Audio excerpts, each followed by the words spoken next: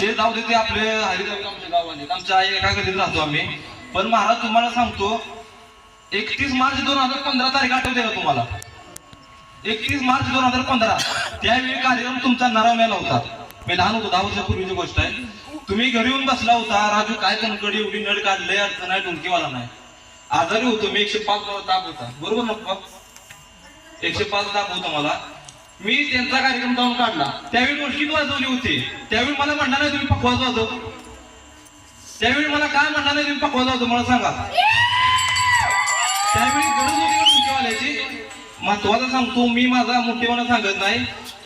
Amity university Noida Uttar Pradesh आणि आपले शिवाजी विद्यापीठाकडून मी 2000 कितीला 18-19ला नॅशनल खेळलो होतो. नॅशनल खेळलो होतो. 11 वाजले 8 मिनिटात वाजवायचं रेकॉर्ड आहे माझ्या नावावर. तुम्ही कधी गेला विद्यापीठात तर विचारा. तिथं मला गोल्ड मिळालाय. गोल्ड मेडल मिळालं होतं त्यावेळी. आणि गावात चौकात बॅनर लावले होते. बघितलं असतील पण त्यांच्या लक्षात नसेल, ते आठवण करून देतोय तुम्हाला, बरोबर ना? चौकात दुसरंच बघितलं बॅनर कोण बघणार आहे? मग त्यात पकवाज वाद्य ही प्रमुख वाद्य होतं. पकवाज वाद्यापासून स्टार्टिंग होतं. मग पकवाज वाद्य वाजवणं मला अवघड आहे का? आता शब्द देतो, ही तिसरं भजन वाजतो या जागेवर. पुढच्या वेळी तुम्हाला पकवाज काय असतो ना, ती 10 मिनिटं ऐकवतो सोलो. कारण अशा करणं मला देवकर महाराज जास्त देतात. 4-5 वर्षापूर्वीची गोष्ट आहे. त्यांनी गाडीतनं खाली उतरवलं होतं. मी आता माहितीसाठी सांगतो, मी दुसऱ्याच्या गाडीने जात नाही कार्यक्रम. मला स्वतःची गाडी घेतली 4 व्हीलर, तुमच्या पडद्याच्या पाठीमागे